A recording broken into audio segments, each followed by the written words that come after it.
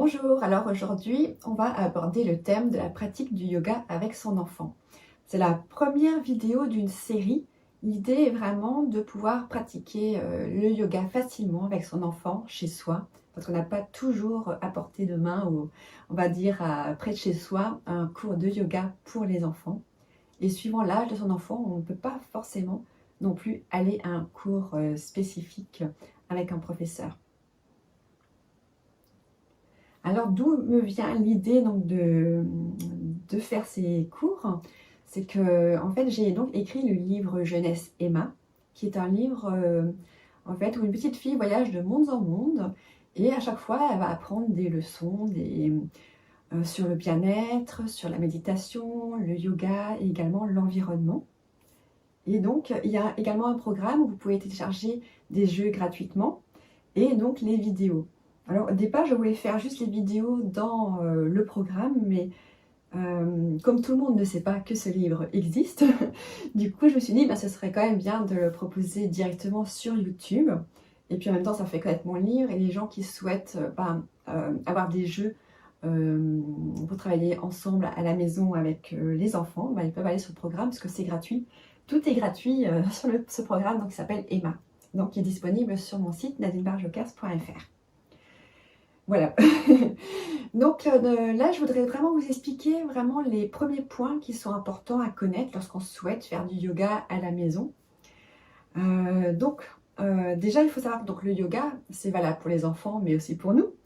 Mais l'avantage de faire du yoga avec son enfant, et on peut commencer dès le plus jeune âge, c'est que ça va lui permettre d'améliorer sa concentration, de l'apaiser, de le calmer. Ça va également l'ancrer à la terre. Et ça, c'est très important pour, par exemple, les enfants, qu'on dit souvent, sont hyperactifs. En fait, ils sont beaucoup dans le mental. Et donc, c'est très intéressant, justement, de faire des activités où on va les ancrer vraiment à la terre et refaire descendre l'énergie pour qu'elle circule mieux. C'est également ce qu'on fait dans la pratique du Reiki, où en fait, on va travailler vraiment sur tous les plans et on redescend toujours vraiment l'énergie jusqu'au pied, jusqu'à la terre pour vraiment bien tout nettoyer et bien faire circuler l'énergie partout. Et donc, c'est vraiment un des gros avantages également du yoga. Alors moi, je parle par exemple avec ma fille. Donc j'ai commencé à lui apprendre le yoga. Donc elle a actuellement 2 ans et demi. Elle vient juste d'avoir 2 ans et demi. Et c'est encore très compliqué de la mettre dans la pratique du yoga. Après, il ne faut vraiment pas comparer chaque enfant parce que comme nous, chaque enfant est unique. Et avec ma fille par exemple, déjà quand j'étais enceinte, elle bougeait tout le temps, que ce soit la journée, la nuit, elle s'arrêtait jamais. J'ai même des vidéos où on voit vraiment mon ventre, comment il bouge et tout, mais c'était vraiment quelque chose d'expérience. et donc du coup, je me doutais que elle serait également ainsi une fois qu'elle serait là. Et donc, on va dire pendant la première année et demie au moins, elle dormait peut-être 20 minutes dans la journée. Donc, elle était tout le temps attentive à tout. Il fallait toujours qu'on l'occupe parce qu'elle n'aime pas s'ennuyer. Donc, elle est très attentive à tout. Mais tout en étant attentive, en fait, elle ne reste pas très longtemps concentrée sur la même chose. Donc, elle passe d'une chose à une autre. Donc, tout ça pour vous dire en fait qu'il faut vraiment avoir un endroit spécifique pour la pratique avec son enfant. Et il faut que ce soit un endroit, alors toujours le même endroit parce qu'en fait les enfants aiment la routine. Donc c'est bien d'avoir toujours le même endroit pour faire la pratique du yoga et d'épurer au maximum ce que vous avez chez vous. Alors ici effectivement il y a beaucoup de choses mais c'est ma pièce zen. Donc c'est vrai que c'est pas toujours évident. Ma fille par exemple elle va passer d'un objet à un autre, mais c'est aussi lié à l'âge.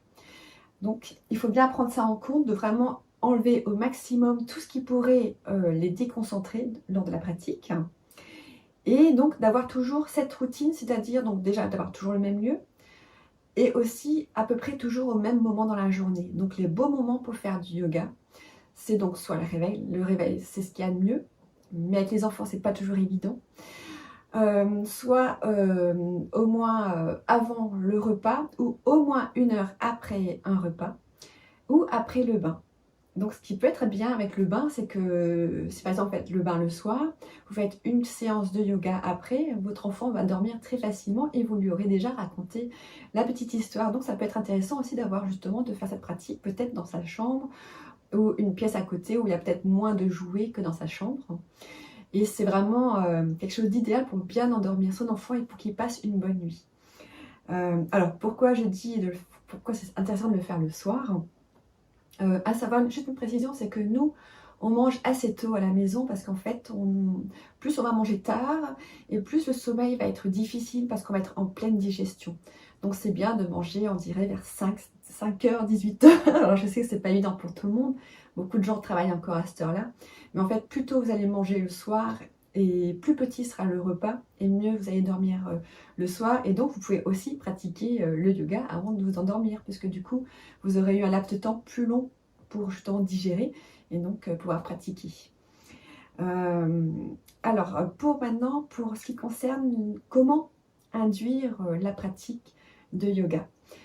Bien sûr, on va l'adapter donc à l'âge de son enfant, suivant son caractère, suivant l'état, comment il est au moment où on va pratiquer, parce que chaque jour est différent.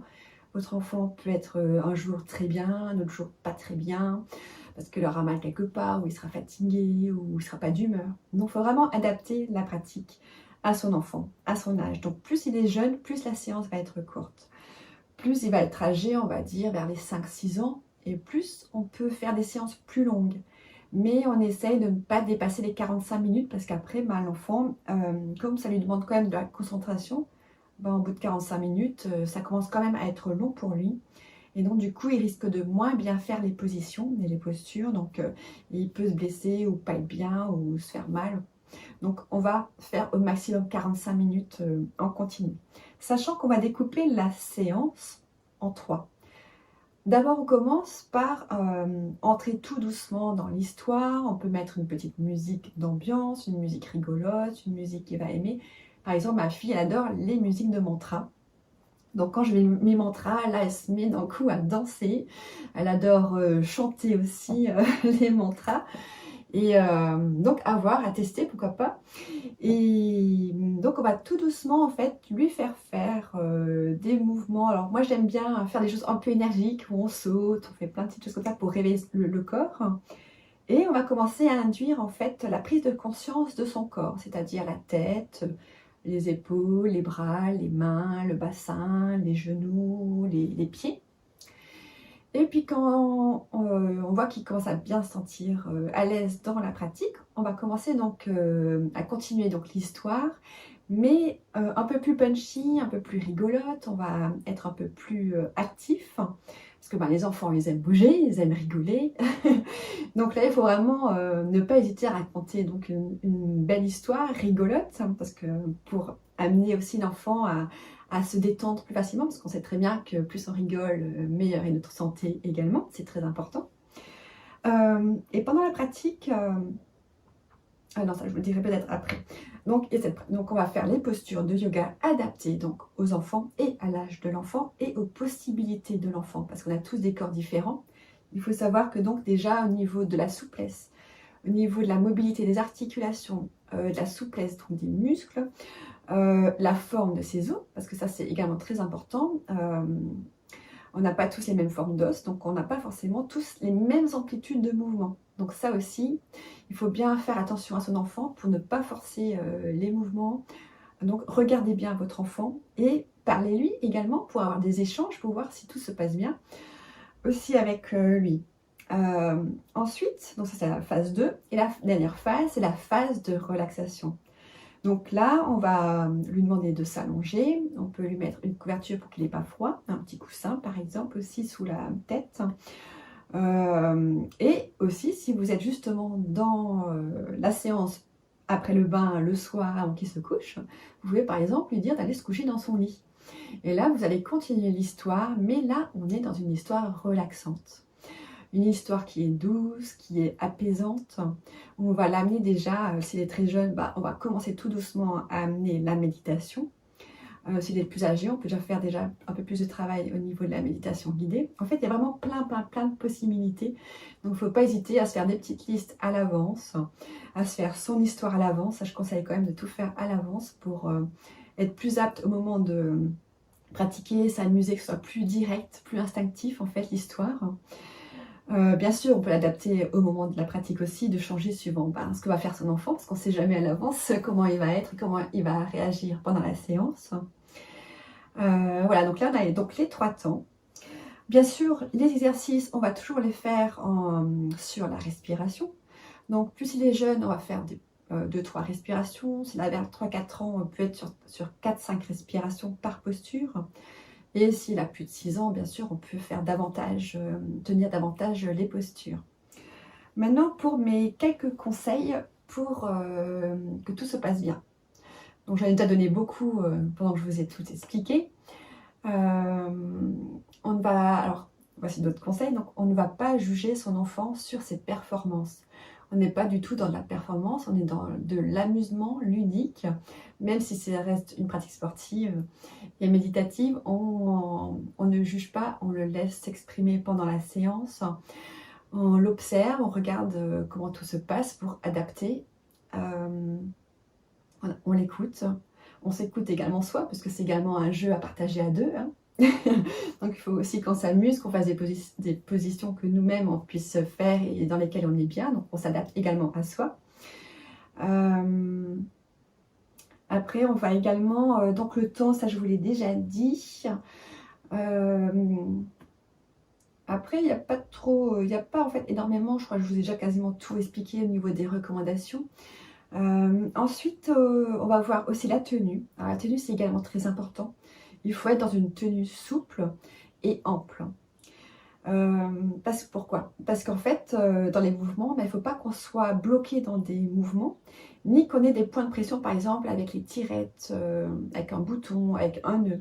Ça va créer des points d'appui qui peuvent ne pas être agréables pendant la pratique. Donc, c'est bien aussi de ne pas avoir tout ça en fait dans sa tenue. Et je conseille également de choisir plutôt des matières naturelles que synthétiques. Déjà, parce que matière naturelle, c'est déjà mieux pour l'environnement et pour sa propre santé. C'est également, ça respire mieux. Les matières synthétiques ont plutôt tendance à aussi rendre les cheveux électriques, à faire des petites étincelles aussi. Donc, tout dépend après, bien sûr, du sol, hein. Et voilà, donc c'est une question vraiment, il faut être à l'aise, il faut qu'on puisse bouger aussi bien que possible, ne pas être restreint dans ses mouvements. Donc c'est important de bien choisir sa tenue. Et ça c'est pour moi même valable tout le temps, c'est-à-dire que ma fille, je préfère qu'elle soit à l'aise dans sa tenue, qu'elle soit bien, qu'elle n'ait pas peur de se salir, qu'elle puisse bouger comme elle a envie. Du moment qu'elle est bien, c'est pour moi ce qui est le plus important, plus que d'être à la mode ou de suivre la mode comme la plupart des enfants. Voilà, je préfère c'est mon avis sur sa tenue. Voilà, donc là j'ai fait à peu près le gros topo sur mes conseils pour se lancer tout doucement dans cette pratique avec son enfant. Il y aura donc dans le programme Emma, dont je vous mettrai donc des fiches avec des exercices. J'ai prévu de faire des nouvelles vidéos également pour continuer cette série sur les enfants avec... la prochaine vidéo, ce sera donc les postures, dont je vous ferai dont je vous montrerai en fait des postures qu'on peut faire avec son enfant. Et peut-être si j'y arrive, je vous ferai des vidéos avec Angélique. Alors c'est pas encore gagné parce qu'on n'arrive pas encore à faire une séance dans la continuité, puisque au bout de quelques minutes, en fait, elle coupe, elle change d'envie, elle va vouloir jouer avec un instrument ou avec d'autres choses. Donc à voir. Voilà, mais écoutez, si vous avez des questions, n'hésitez pas à me les poser en commentaire. Partagez cette vidéo avec vos amis. Je suis sûre que vous avez certainement des amis dans votre entourage qui ont des enfants et qui pourraient être intéressés pour avoir de nouveaux jeux et de nouvelles pratiques à faire avec les enfants. Et si vous avez envie, n'hésitez pas à aller commander donc mon livre Emma. Il est disponible dans ma boutique en ligne et également sur toutes les plateformes en ligne. Vous pouvez également le retrouver chez votre libraire. Et bientôt aussi, il sera également en version américaine puisque ma filleule habite aux États-Unis. Donc, elle est en train de travailler sur la traduction. Donc, bientôt, vous allez pouvoir le trouver également en anglais. Voilà, je pense que je vous ai tout dit. Je vous souhaite de passer une très bonne journée. On se retrouve bientôt et prenez soin de vous. Bisous, bye bye.